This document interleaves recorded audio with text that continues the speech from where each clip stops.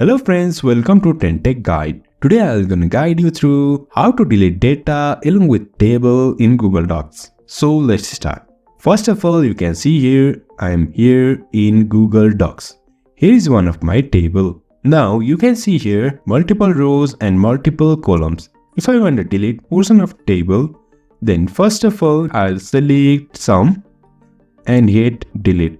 Then you can see only data are deleted in this way. I'll press Ctrl Z and you can see the data is revived.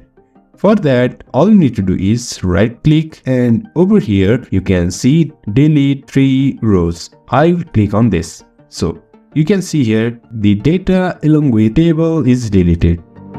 So in this way we can delete data along with table in Google Docs. So if you find this helpful, don't forget to subscribe. Have a good time.